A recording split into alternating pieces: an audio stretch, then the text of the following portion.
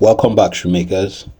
So I just finished making this beautiful pair of loafers, and I was already shooting another video on how to make a pair of work boots, an inspirational not tutorial video. Then I got this message from one of you, my subscribers here, asking for the Michael Bliss Kafka's method for springing loafers patterns.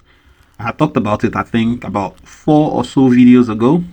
Unfortunately, there are some shoemakers in this world who think that springing of patterns is the equivalent of bullfighting.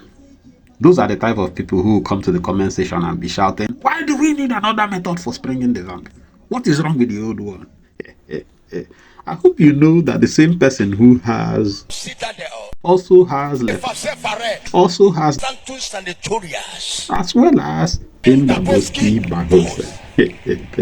With that said, let's talk about springing the vamp, particularly Michael Bliss Kafka's method for springing the vamp. We'll use the same method we used when we sprung the loafers pattern to spring this derby boot pattern. Let's go. As you can see, the only part of this derby boot that needs springing is this part of the vamp that is in the middle. This part falls on a straight line, as well as that part. The whole of the front also falls on a straight line. Only this part requires springing. Just this part that you're seeing right here. So I've cut that part separately so that we can deal with it separately and spring it. Now let me show you a number of things. That's the instep right there. So let's pretend as if we are carving in the tongue of a loafers from that instep. So if we place it on the master pattern itself, you'd see that our top line runs from that back height there to the same place where, to the middle of the vamp point, basically. So that's our top line, right? Now, if this was a pair of loafers, then you note that the tongue would have run from, that tongue line there to somewhere beneath the middle of the vamp line. So you see that if we divide the tongue of this boot into two, the intersection point between the top line and the tongue line will be somewhere around about that point that you're seeing right there. So let's do as we did before and draw a right angle of course to the top line, and extend it towards the tongue of our pseudo loafers. So that point at the top right there will now be the pivot point from where we are going to do our springing, much like we would have done if this was a pair of loafers. So according to Michael, to spring, you cut your vamp line and extend it by about 5 mm, between 5 to 8 mm. So I've extended mine to about 5 mm, and I'm going to use a tape to secure it in place.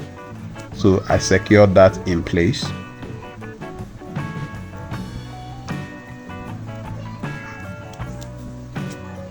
So let's just quickly secure everything in place so that while we are springing, it doesn't move.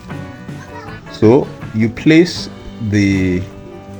your pivot point on that straight line, and of course align the pattern to the straight line, to the straight center line where the front part will start. So everything from the front all the way. So remember where this place starts, and then we mark in everything up onto the point where that intersection point we got. Of course, if it was a loafers, we would have continued until we get to that intersection point, but since it's not a loafers, we'll just leave it there. And then using that pivot point, we'll rotate this down until the instep aligns with the center line, and then we mark in the rest of the tongue, right? Such that we can now add the rest of the tongue, and this will be this way. So if this was a pair of loafers, our vamp would have looked this way. So we'll basically add our stitching allowance right there, and add our lasting allowance of 1.5 to 2 cm on the lasting area, the feather edge area, and then I also add our stitching allowance in front like so. All of this is experimental, ladies and gentlemen. I'm using the same method that he spoke about because it worked absolutely very well for me with the loafers, and I see no reason why it shouldn't work for this derby, being that they both have same and similar characteristics on the vamp. So let's finish off the rest of the tongue.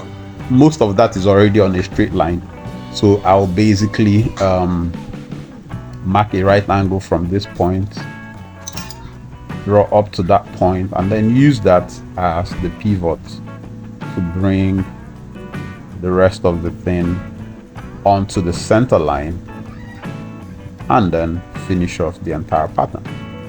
So you find out that underneath most of it is basically a straight line. So this second part of the vamp I can simply curve in like that, and that will form the parts that I will just join to the earlier vamp that we did, and the entire thing will be complete. So let's add our stitching allowance to this point at the bottom. All that will remain will be to duplicate, cut it out and duplicate the entire thing, and we would have been done with this entire process.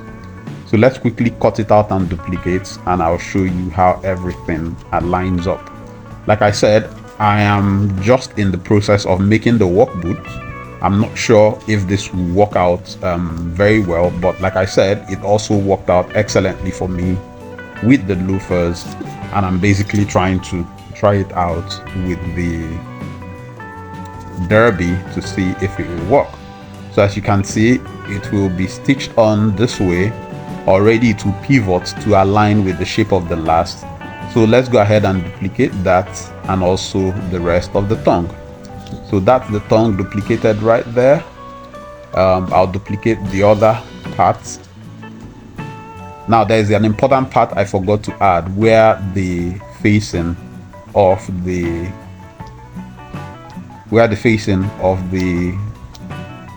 derby will connect to the vamp. So I've just marked that in. So yeah, so that's where the quarter of the derby will connect to the vamp. So mark that in, and with that, ladies and gentlemen, we'll be done and on our way to celebration. So I'll duplicate this,